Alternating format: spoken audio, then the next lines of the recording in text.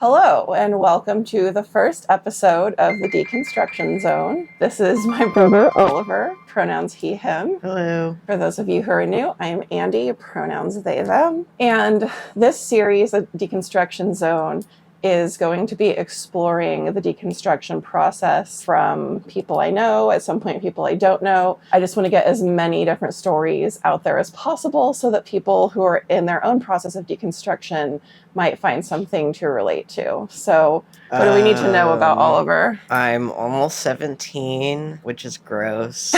I don't want to be 17. I met Andy when I was 2 years old. It's true, he did. I went to Catholic school for a decade. That wasn't fun. I don't really know. There's not a lot about me. I mean, there is a lot about me, but like I could go on all day. Okay. I love Stranger Things. He does. That's my special interest. Why don't you start out by talking about your personal experience with church and begin with what type of church you grew up in? Okay, so I was involved in 2 different churches, which was confusing nonetheless growing up. Well, obviously I was involved in the Catholic Church because of school. Because of school, I had to be. And then I was also involved in an Evangelical church, which shall not be named. Which is where we met. Yeah, which is how we met, actually.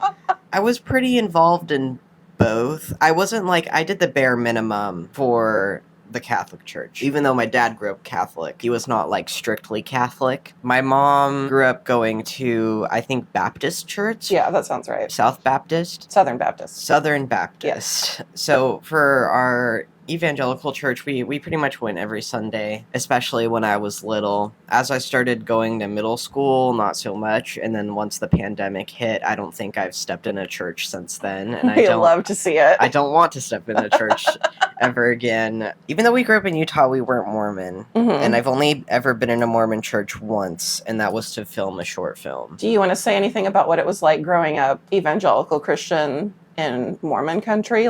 Well, because we weren't Mormon, we didn't have any neighborhood friends. That would have happened whether we were evangelical or not. Yeah, just because you weren't Mormon. Yeah, just because we weren't Mormon, I didn't have any friends in the neighborhood growing up, except for 2. And one of them I met just because I went to preschool with them before I went to Catholic school. And then the other one I met through extension, through that preschool friend. Like, most people in their neighborhood, like Mormon people, have wards for their neighborhood. Right. And that's usually how they tend to meet everybody. But I only went to wards, like, young women's, because my friend decided to... And you went one time? I went, like, a couple times. I went, like, 2 or 3 times. Oh, wow. Because my friend that I met through extension was like, she's no longer Mormon. Oh, okay. We love to see that. But she was like, you should come to Young Women's because there's a lot of other girls in the neighborhood who go there and it's like just a fun, chill time. And I was like, okay. So I went like maybe 3 times. I didn't realize it was religious. Oh, really? I think that was the big red flag, is because she tried to paint it as like, this is just like a club that we go to. Yeah. No, nothing Did they talk about their religion there? Not like a whole ton that I can remember, but I think they did. Like, I just didn't realize it was religious. Gotcha. They didn't try to, like, I was invited by this friend to go to the Mormon church sometimes, but it was kind of like a mutual exchange, because I was like, you should come to my evangelical church. And then she was like, you should come to the Mormon church. So we were both simultaneously, like, subconsciously trying to recruit each other. Yeah, I mean, because, like, both of you, I'm sure, I mean, obviously we didn't grow up in Mormonism, but I know how serious they are about proselytizing, and I know how, like, that's woven into evangelical church. So I'm sure both of you as kids, it was just ingrained in you to try and convert your friends. Yeah, because she was my best friend. I believe in freedom of religion, whatever, but Mormonism is like borderline occult. All of Christianity is borderline occult. So yes, yeah, they're just even more. So it's just like even more of a cult. And so I was like, I don't want her to like go to hell. Right. So you should come to my church. Yes. Because... And what a fucking responsibility to put on a child. I know. No, I've been there. I know. I was right there. I'm right there with you. Yeah, so that was my motivation. And of course, my best friend was like, I don't want Oliver to go to hell. So he should come to my church. Right. And no one was thinking critically about raising their children in a system that tells you you're going to hell if you don't believe this certain thing. I like to think of it like the Spider-Man meme. Yes. That's how I imagine that going down. Totally. I mean, not that like my family considered themselves evangelical Christians. My mom, when I asked her what religion we were, which is so weird as a child to be like, hey, what religion am I? She said non-denominational Christian. Which is its own denomination in and of itself, yes. I can't keep up with all the different... Non-denominational is like, we used to be Baptists, but we don't want to be held accountable by any type of governing authority, and we want to make our own church so we can do whatever we want without anyone checking in. That's what non-denominational churches are. Oh, okay. Well, I was just... So it's fundamentalism, but without a governing board. Like the Southern Baptists, the Methodists, the Presbyterians, the Lutherans, they all have a governing board of the religion that oversees that denomination. Right. Yes, it's all gross. But I mean, the way we were raised in non-denominational churches, there was absolutely no accountability whatsoever. And it's like the lead pastor could do whatever he wanted. That's true. There was an agenda, but there wasn't like an agenda pushed by a bigger... Right. It was the pastor's agenda, not the denomination's agenda. Yeah. I don't know. My mom, I don't think she was technically like evangelical. I mean, she definitely was at the time. I don't think she still is. She was just kind of like, we believe what the Bible says and not what any other religion is trying to, like Catholicism like pushes its own thing on the Bible, and so does Mormonism. And so does evangelicalism and mainstream Christianity. Yeah, but she didn't know that. I know. I'm just telling the people. Yeah, we're informing everyone. Do you remember the first thing or the first things that made you question Christianity, or that made you start to even not even concrete questions, but like have this feeling that something was off or wrong? Okay, so it was in middle school. Okay. I was just figuring out that I was queer, and that'll do it. Not that I was like figuring out that I was neurodivergent. I kind of always knew that I was neurodivergent, but like it was becoming especially prevalent in middle school. Like you knew there was something going on, but you didn't know what it was. Oh, for sure. Okay. Maybe my parents didn't know it was neurodivergentism or whatever, but I knew I was different. And so we have religion in our school because it's at the Catholic school. It's Catholic school, so we have a religion class every year. They didn't call it theology yet; it was just religion. And I had a 6th grade teacher for religion I really didn't like. So at first, it kind of started out as like a "fuck this religion teacher, I hate her so much," like that kind of stuff. And obviously, my parents always told me to take like what they said in Catholic school, like religion books, with a grain of salt. So just like Catholicism, I was never really believed in the specific stuff that they taught. Sure. When I started talking about how I was queer, I had a friend whose older sibling was queer and also went to the school, and they were in 8th grade when we were in 6th grade. Okay. And they talked about how in the religion books in 8th grade, it talked about how like being a homosexual is a sin in the like books. Oh, yeah. And I was like, that's gross. Why are they doing that? My freshman year of Christian high school, I remember this perfectly to this day. The first question on the first Bible test of the year was a fill in the blank. Homosexuality is wickedness was the correct answer. Cool. Yeah. Wicked awesome. Homosexuality is wicked awesome. Once you started realizing you were queer and neurodivergent, then what? What came next in your deconstruction process? I kind of like didn't really want to believe it. Like, I don't think I really started deconstructing until like the pandemic. Yeah. Because for a while I was like, I can be a queer Christian. That's a thing. I can do that. Girl, we all went through that phase. Also, I had weird experiences at church camp that I'm remembering. Oh. Like, at church camp, like, I was told, like, okay, I had a cat for, like, pretty much most of my life. Cheesecake. Cheesecake. We love Cheesecake. She was amazing. And she died. Sorry, Cheesecake. You knew Cheesecake. I did. She was awesome. Well, she died, and I was really broken up about it. And then that summer, I went to church camp, and someone asked in our cabin, like, do we get to see our pets in heaven? Ooh. And then the counselors who are like my age now. Sure. And I could not imagine being like my age. Right. And telling this to a group of right. children. Oh, yeah. And they were like, actually, your pets don't have souls, and Yep. you're never going to see them in heaven. Yep, my mom told me that too. And I was like, what the fuck? Yep. I was so sad. Okay, Oliver, literally, my mom told me that when I was in elementary school, and I went outside and I like held my dog's hands and like tried to get them to say the sinner's prayer and bark so that they would go to heaven. Oh my god. Oh my god, the religious trauma runs so deep. In bark. Yeah, I was like, it's okay, it'll count if you just bark. Just give me a bark of acknowledgement that you believe in Jesus. That's really funny. And really sad. It's not but also funny, fun. but Oh, it's it's funny so now. funny. I mean, it's funny in a very traumatizing I don't think I way. ever got my cat to try to say a prayer.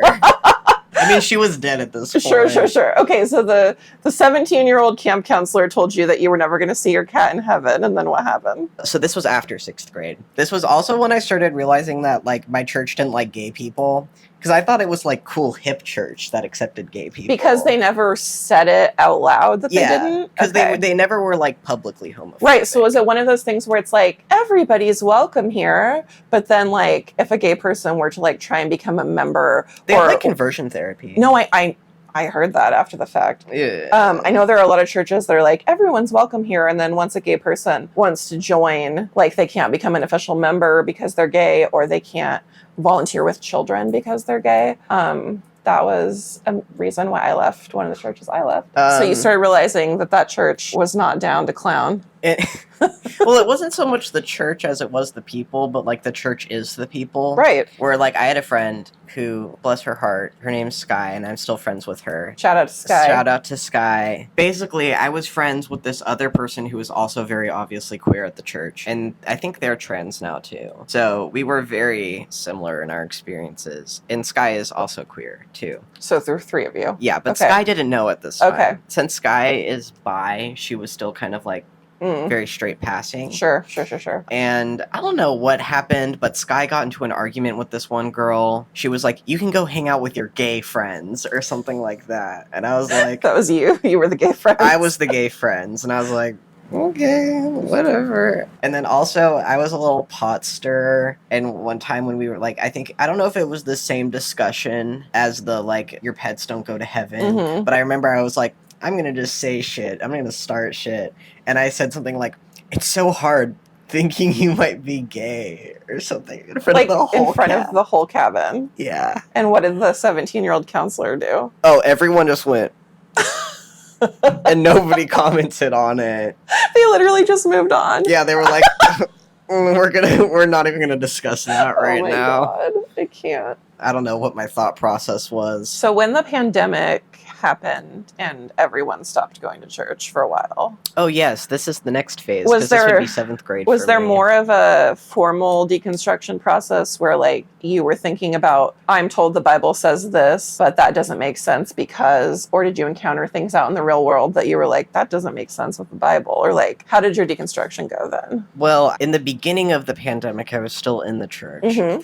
where they have Monday night youth group or whatever. Sure. And so we wouldn't attend, like, the Sunday night service, Mhm. virtual stuff, but I would go to the youth group. And I don't know, I just wasn't, like, it was just, like, something to do, I guess. Yeah. And, like, Not not much that to I, do like, where you live, that's for that's sure. so true. Not that I, like, necessarily believed Yeah. in it, but I was like, it's a way to talk to people. Sure. But I just kind of started, like, drifting away from the Ooh, the church. drift. And, like, the more that I drifted, the more I was like, that's weird that I ever believed that, because what the hell? So, like, when you weren't showing up for your weekly brainwashing, you started to think, that was weird. I can't pinpoint, like, any specific Yeah. thing that I was like, that's odd. Mm-hmm. But it was just sort of like once I wasn't involved in the church anymore, I kind of, like, gained my senses. And I was like, Yeah. Yep. Like, What was that? Here? Yeah. I don't know. I think I had tried to get out of the church, like, previously, Mm-hmm. like, maybe in 6th grade. Yeah. I really didn't want to get up early on Sundays. Sure. And so I told my parents I didn't want to go to church anymore. And it was this whole big thing. And my dad... Who was more pissed? My dad was very mad.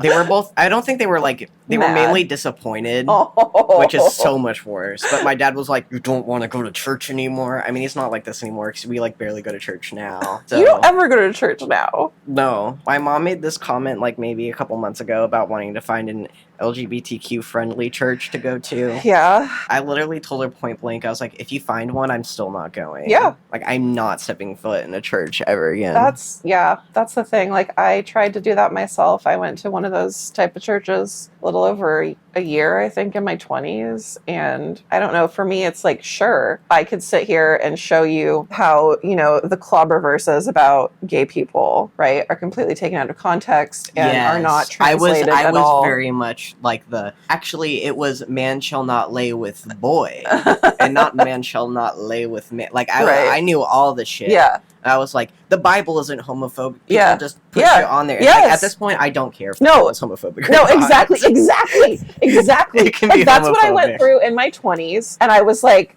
I can show, which is true. Like, the words that they used were translated wrong. The word gay itself or homosexuality wasn't put in the Bible until the 1900s. Things like that. Like, but at this point, that stuff doesn't even matter to me because the entire document is based on falsehoods. So what does it matter if it's homophobic or not when it's all based on lies? Oh shit, I never thought about it that way. Sorry, I'm still like trying to conceive that like the Bible is fake.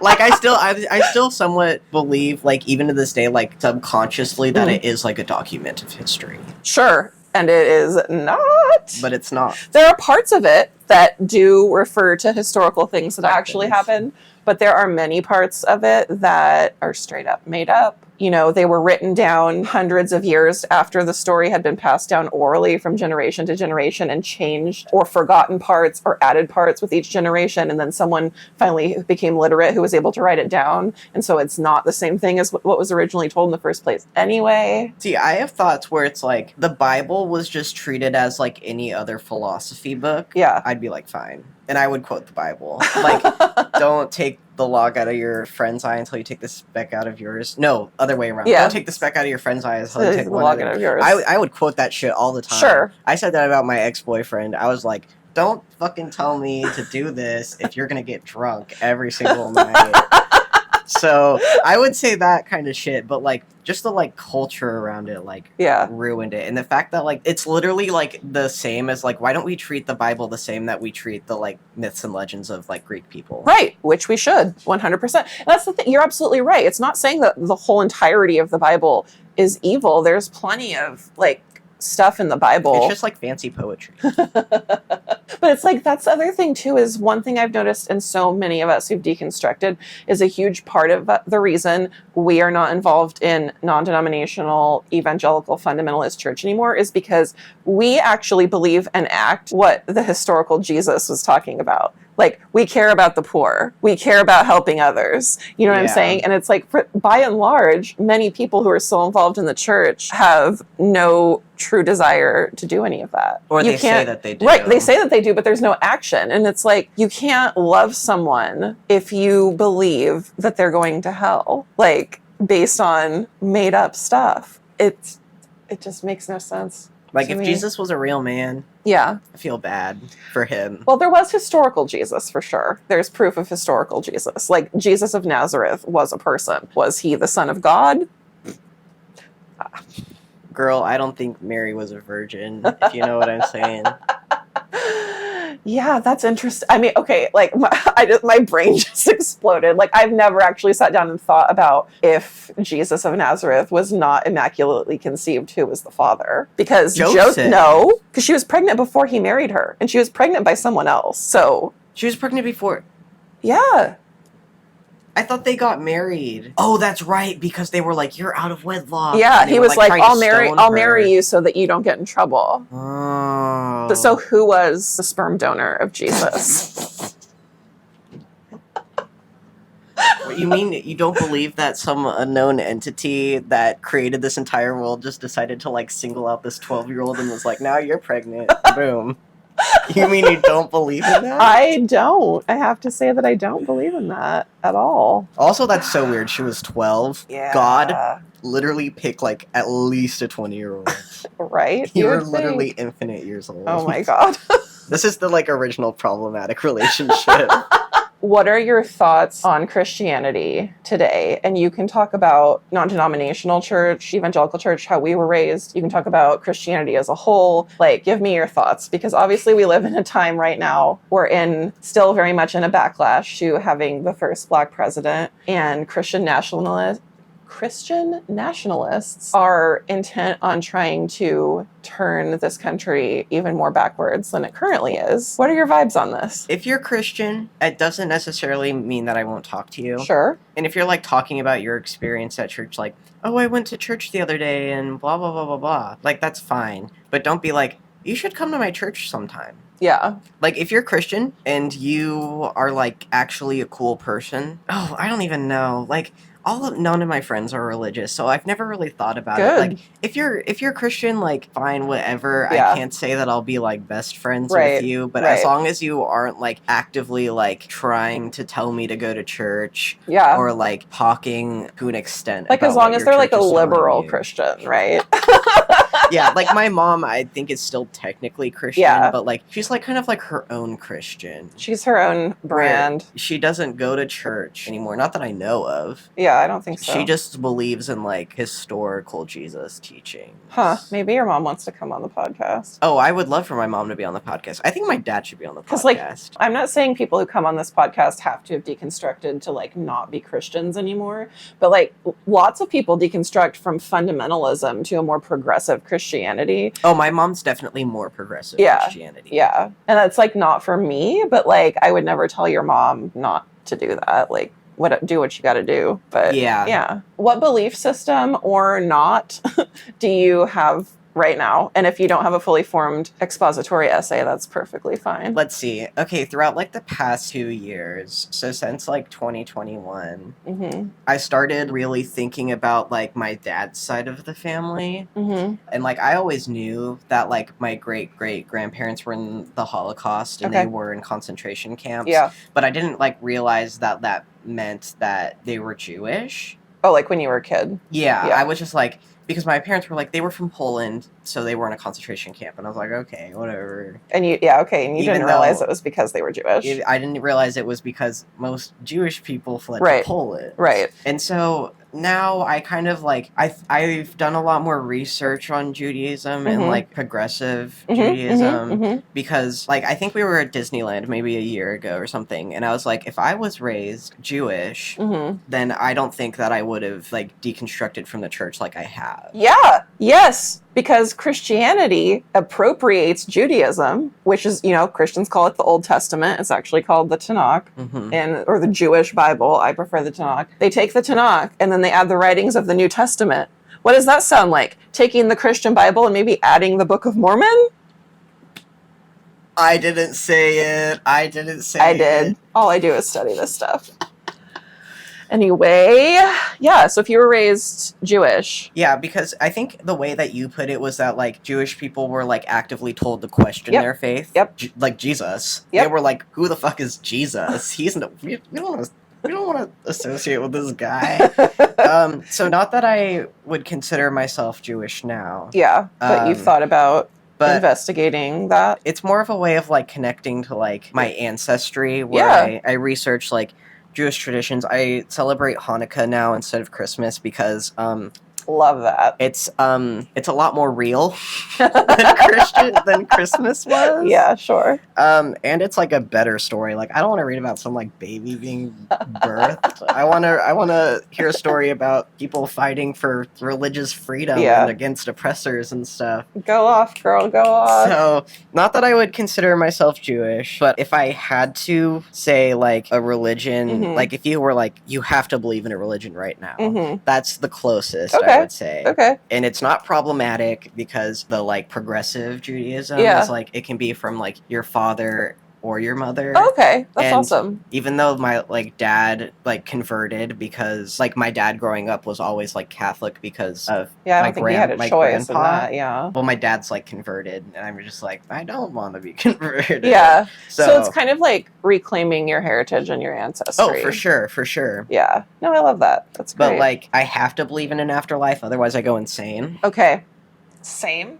I wish I didn't need to believe in an afterlife to be able to manage, but because the way I was raised, I can't not. So I have been working on what my belief system looks like now. I think I would still believe in some sort of afterlife, but I don't think I would be actively as scared of death as I am. Yeah. I remember when I was in maybe first or second grade, I learned who Satan was. Like this one kid at my daycare was like, yeah, you're gonna go to hell and Satan's gonna be there. And I was like, who's Satan? And they were like, he just opposes everything that you've been taught to believe is true and good. And I freaked the fuck out as a kid. That sounds... So I was like, there's a guy that exists and he runs hell. Like, what the hell is this? So I told my mom and she was like, yeah, that's true. I was like, what the fuck? Yeah, I know. So I was really, really scared of dying and go to hell. Sure. And the thing is though, is when we think about your parents' generation, they were born into it too. I feel like each subsequent generation tends to deconstruct more and evolve more out of it. It's like, I can't hate on your mom for saying to you it's true when that's what she was baked in from the time she had no brain. I mean, before memory, she was brought to church growing up, and there was no internet back then. I really think those of us who, I'm the first generation that had internet, growing up as a junior higher. Yeah. And so the more access to internet is the more access to information and truth. And plus you read a lot growing up too. I did read a lot. And they didn't want you to read. They did not. I mean, my mom always talked about how cool it was that I could read so young, that I loved to read and blah, blah, blah. But it was only the books that she gave me that I was allowed to read until I started sneaking books in high school. But that's another story for another day. That is so rebellious of you. I know. For sneaking books. I know. I actually, when the Lord of the Rings movies came out in high school, all my friends were stoked about going to see it when it came out. And I wanted to read the book first, but I knew that my mom would lose her mind. And so I wrote her a 2-page essay on why I should be allowed to read Fellowship of the Ring. And I went into this whole big deep thing about how it was a metaphor for Christianity so that she would let me read it. That's so funny. That's so funny. I know. Okay, so before we end this, do you have any more thoughts about Christianity in America today, where things are headed? Ooh. What you think we might be able to do as people who grew up in that and want to see a change for the better? Any other comments you have about the religion itself? Okay, so America was kind of built on separation of church and state, Yeah. right? But I don't think that's ever been true, Okay. ever. Yep. And especially not now, where there's enough people who are deconstructing from Christianity that for the first time in a long time, Christians are starting to feel like they're the minority. They're not the minority, but there's enough of a loud... Yeah. They think they're being persecuted. Yeah, there's enough of a loud backlash to Christianity right now. Yeah. So I do think as of right now, because they feel like they're being persecuted for their faith, that there is a push for more Christian ideals. Yeah. Even though there always has been. It's Yeah. just more prevalent now because they feel more threatened. Yeah. All the trans shit.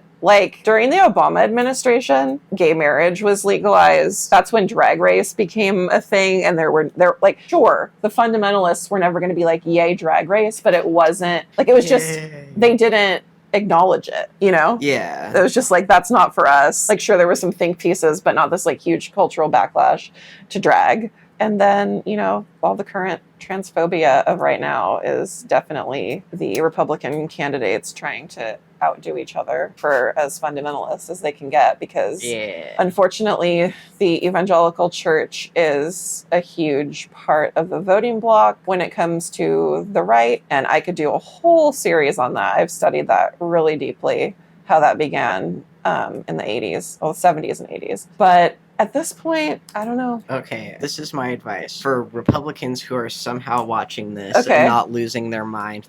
Or people who have been thinking about deconstructing in some way. Yeah. So if you're right-leaning and you're Christian and let's say you're going to vote for a law or something, or think about it like this. If you're against something like drag, take your stance and then remove everything that other Republicans have told you and everything that the Bible is telling you, and then come up with evidence that like you can physically see in front of I you. would even add, not even what the Bible is telling you, what your pastor is telling you, the Bible is telling you. Because one thing I know for they sure make shit up all the is time. they make shit up all the time. And the majority of the people sitting in the pews every week are not digging into the Bible the way I dig into the Bible. And I can even say that, like, I didn't dig into the Bible back then when I was involved, ever, like the way I do now. And if you actually read it with your own eyes and do your own investigating, you're going to realize that much of it does not say what you've been told it says. You're also going to find out that a lot of the characters in it, there's no proof of them existing,